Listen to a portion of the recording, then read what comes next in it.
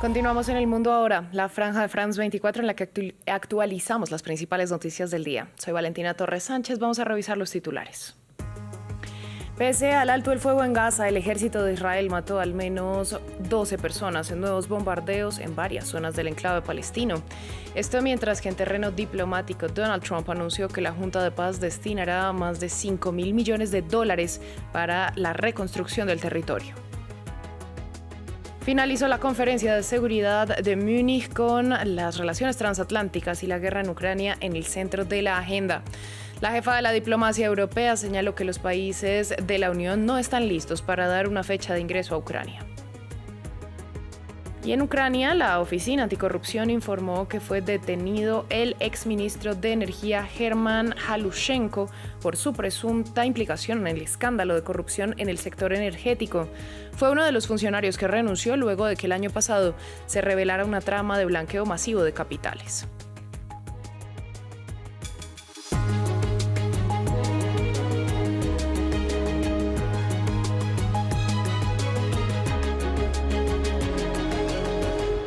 Comenzamos en la Franja de Gaza, donde al menos 12 personas perdieron la vida por bombardeos del ejército de Israel, pese a que continúa el alto el fuego en el enclave palestino.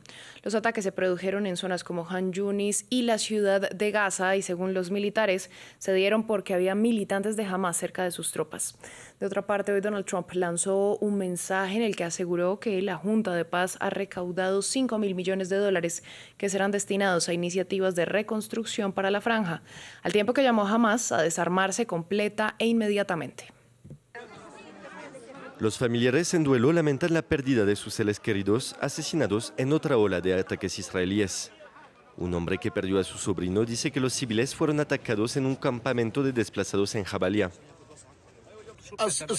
A Israel no le importan los altos al fuego ni las treguas. Vivimos bajo una tregua durante meses y sin embargo nos atacaron. Israel actúa según el principio de decir una cosa y hacer otra. Mientras trasladan los cuerpos al hospital, muchos se preguntan sobre la validez del plan de paz mediado por Estados Unidos. ¿Creen que Trump vendría a ayudarnos o defendernos? El que está suministrando a Israel todo tipo de armas mortales, proporcionándole dinero, apoyo político, protección y defensa aérea internacional. Israel y Hamas se acusan mutuamente de violar el alto el fuego. Casi 600 palestinos han sido asesinados desde que el acuerdo entró en vigor en octubre. En el mismo plazo, 4 soldados israelíes murieron en Gaza. El ejército israelí afirma que los últimos ataques fueron en represalia por violación del alto el fuego por parte de Hamas. Al publicar este video en las redes sociales el sábado, dijeron que varios terroristas armados habían probablemente salido de infraestructuras subterráneas adyacentes a las tropas de la CFDI. La violencia continua complica aún más el camino para la Junta de Paz del presidente de los Estados Unidos, que se reunirá por primera vez el 19 de febrero en Washington. La Junta fue creada por una resolución del Consejo de Seguridad de la ONU para supervisar el alto el fuego en Gaza. Donald Trump planea anunciar una fuerza de estabilización autorizada por la ONU y una propuesta de reconstrucción de varios miles de millones de dólares para la Franja de Gaza. Entre tanto, el gabinete de Benjamin Netanyahu aprobó una serie de medidas para obtener un mayor control sobre la Cisjordania ocupada. Con la iniciativa, los colonos tendrán nuevas facilidades para comprar tierras. La Autoridad Nacional Palestina condenó la política y dijo que se trata de una anexión de facto. Israel en su máximo apogeo expansionista desde la Guerra de los 6 días, según los mismos ministros. El gobierno aprobó nuevas medidas para reforzar el control del país sobre la Cisjordania ocupada y facilitar a los colonos la compra de tierras. El ministro de Finanzas, Bezalel Smotrich, se mostró contento con el voto a favor de los integrantes del gabinete, una decisión que iniciaría de facto un proceso de registro de tierras por primera vez desde 1967. Continuamos la revolución de los asentamientos y fortalecemos nuestro control en todas las partes de nuestro territorio. Perteneciente a la misma ala ultraderechista, Israel Katz apuntó que la medida garantiza el control de Israel, mientras el gobierno lanzó un comunicado destacando que el movimiento es solamente una respuesta a los supuestos procesos ilegales de registro de tierras promovidos por la autoridad palestina, que no tardó en contestar. Constituye una anexión de facto del territorio palestino ocupado y una declaración del inicio de los planes para anexar territorio palestino con el objetivo de consolidar la ocupación mediante la construcción, de asentamientos ilegales. La ONU, por su parte, ya avisó hace unos días que los planes de Tel Aviv están revestidos de legalidad, pero son todo lo contrario. Esas acciones, incluida la presencia continuada de Israel en el territorio palestino ocupado, no solo son desestabilizadoras, como ha recordado la Corte Internacional de Justicia, son ilegales. Estados Unidos aseguró anteriormente haber rechazado la anexión, pero la acción del gabinete de Netanyahu llegó días después de la visita del primer ministro a la Casa Blanca. También en Israel, la policía rescató a 2 mujeres soldado israelíes que habían sido atacadas por un grupo de jóvenes ultraortodoxos en Bnei Brak. Las 2 soldados estaban en labores de servicio militar en la localidad, pero es incierto si tenían tareas de reclutamiento entre esta población, que históricamente había estado exenta del servicio militar, hasta un fallo de la Corte Suprema que obligó al gobierno de Netanyahu a acabar con este privilegio.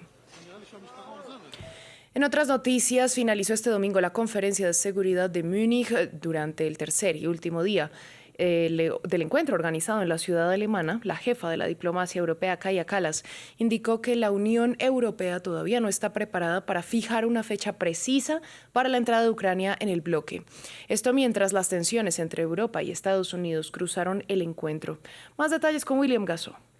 Tercer y último día en Múnich, con Ucrania todavía en el centro de las preocupaciones.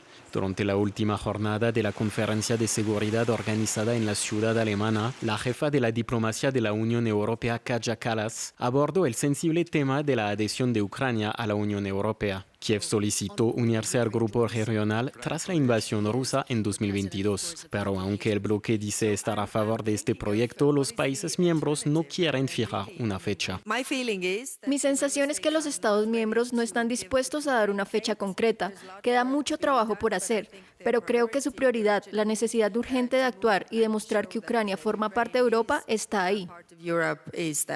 Kaja Kallas también rechazó la idea difundida por la administración Trump de que Europa estaría enfrentando un declive civilizacional. Es que la reciente agresividad de Washington contra el viejo continente también cruzó los debates en Múnich, en especial el tema Groenlandia. Los dirigentes de Dinamarca y Noruega criticaron la voluntad de Estados Unidos de anexar el territorio semiautónomo. Unfortunately, I think the desire is the same. It's something we, of course, talk a lot about. Desafortunadamente creo que el deseo es el mismo. Es algo de lo que por supuesto hablamos mucho. Y también añadiría que creo que la presión sobre Groenlandia es totalmente inaceptable. Estamos hablando de amenazas y el pueblo de Groenlandia nunca ha sido amenazado por nadie. Por lo tanto, creo que la presión es inaceptable. Threatened before by anyone. So I think the pressure is unacceptable. Aunque Groenlandia constituye una línea roja, los dirigentes europeos también enfatizaron en la necesidad de no romper los vínculos entre el continente y Estados Unidos, una voluntad también expresada ayer en Múnich por el secretario de Estado estadounidense Marco Rubio. Justamente el secretario de Estado de Estados Unidos, Marco Rubio, llegó a Budapest en medio de una visita a Hungría tras su parada en Eslovaquia. Previamente en Bratislava aseguró que Washington está concentrado en negociar un acuerdo con Irán e indicó que la Unión Americana está aumentando su presencia militar en Medio Oriente por razones netamente defensivas. Posteriormente, el primer ministro de Israel, Benjamin Netanyahu, aseveró que habló con Trump y le dijo que para que haya cualquier pacto, Irán debe desmantelar su infraestructura nuclear y que todo el uranio enriquecido debe salir del país. La segunda es que no debe haber capacidad de enriquecimiento, no detener el proceso de enriquecimiento, sino desmantelar el equipo y la infraestructura que permite el enriquecimiento en primer lugar. Y la tercera es abordar también las cuestiones relacionadas con los misiles balísticos. En Ucrania, las autoridades anticorrupción anunciaron la detención del exministro de Justicia German Halushenko mientras intentaba cruzar la frontera a bordo de un tren. El exfuncionario, que ocupó también la cartera de Energía, es investigado como parte de una trama de corrupción en el sector energético del país, conocida como el caso Midas, que desvió al menos $100 millones en sobornos y contratos inflados a contratistas de la estatal Energoatom. La causa toca de cerca a figuras del entorno del presidente Volodymyr Zelensky, quien el año pasado intentó limitar la independencia de las 2 agencias anticorrupción de Ucrania, lo que fue el detonante de masivas protestas contra el gobierno Zelensky. Jesús Yajure con los detalles. Ucrania anunció la detención del exministro de Energía del país, Germán Galushenko, mientras intentaba escapar a bordo de un tren, según anunció la agencia anticorrupción. Galushenko, que ocupaba el año pasado la cartera de Justicia, es investigado en una trama de corrupción en el sector energético. Hoy, mientras cruzaba la frontera, los investigadores de la Oficina Nacional Anticorrupción detuvieron al exministro de Energía en relación con el caso Midas. El caso Midas es uno de los casos de corrupción más emblemáticos de Ucrania. El país cuenta con 2 organismos de lucha contra la corrupción, la Oficina Nacional Anticorrupción y la Fiscalía Especializada en Anticorrupción. Ambas revelaron en 2025 una vasta red de sobornos en el sector energético, que canalizó cerca de $100 millones de contratistas de la empresa estatal Energoatom y que involucra a figuras del entorno de Zelensky en operaciones de contratos inflados y lavado de dinero. El caso tiene como sospechosos al empresario Timur Mindich y condujo a la dimisión de Galushenko como ministro de Justicia y de la ministra de Energía y a la destitución del jefe de gabinete Andriy Yermak. En julio de 2025, Zelensky intentó limitar la autonomía de las agencias anticorrupción y firmó una ley que la subordinaba al fiscal general, un cargo político bajo su control. Pero las mayores protestas en el país desde la invasión rusa y la amenaza europea y del G7 de cortar fondos de ayuda le hicieron dar marcha atrás con una nueva ley que restauró su independencia y que el Parlamento aprobó con el voto unánime de 331 legisladores. La Unión Europea y el G7 han atado de manera progresiva la ayuda financiera y militar al fortalecimiento de los organismos anticorrupción y de reformas judiciales. La lucha contra la corrupción sigue siendo un tema crucial para la eventual adhesión del país a la Unión Europea. En Francia, el suroeste del país se enfrenta a niveles de inundaciones récord y generalizadas. El desbordamiento del río Garonne ha dejado pueblos totalmente aislados, puentes cerrados y cientos de personas evacuadas. Esto mientras que en España graves inundaciones golpean el centro de la nación tras el desbordamiento de los ríos Duero y Arandilla, que han provocado inundaciones en parques y zonas urbanas, forzando evacuaciones de emergencia.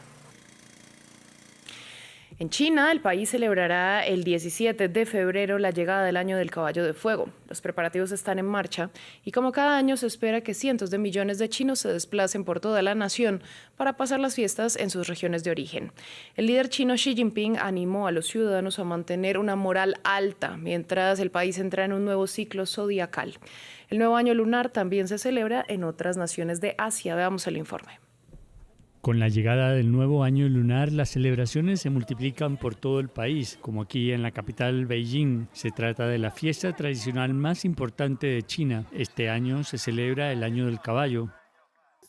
Lo que más me gusta es esta instalación con forma de caballo. Es mi año astrológico. El caballo tiene un significado especial para mí. Les deseo a todos un feliz año nuevo y toda mi felicidad.